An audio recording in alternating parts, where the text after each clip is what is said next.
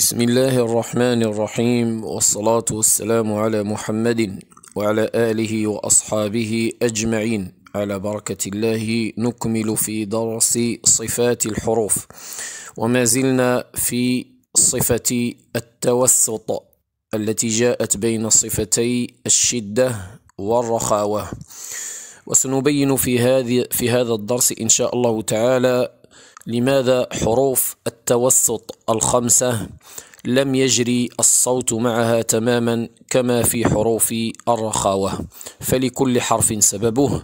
وسنبدأ بالحرف الأول وهو حرف اللام. حروف التوسط لن عمر، سنبدأ بحرف اللام. ركزوا معي جيدا. حرف اللام عندما نريد أن نسمع حرف اللام نرتفع باللسان إلى الحنك الأعلى كما علمتكم في درس مخارج الحروف. فعندما يرتفع اللسان إلى الحنك الأعلى عند خروج الصوت دائما أي حرف عند سماعه الصوت يخرج من الداخل وينتهي إلى خارج الفم.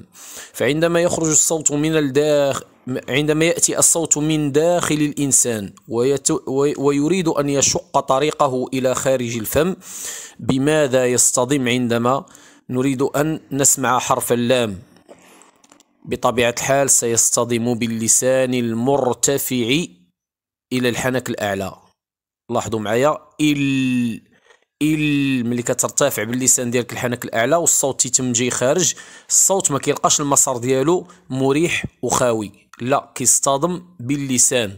فعندما يصطدم باللسان يأخذ الجانبين، ضروري الصوت يخرج، فيعرقل هذا الصوت ويخرج من جانب اللسان الأيمن وجانب اللسان الأيسر لكي يكمل خروجه. فهذا هو السبب الذي جعل حرف اللام لا يجري الصوت معه تماما كما في حروف الرخاوة 15. إذن سببه هو اللسان المرتفع واصطدم الصوت باللسان. إذن هذا هو السبب الذي جعل حرف اللام يجري الصوت معه بمقدار. إذن الأمور واضحة إن شاء الله تعالى.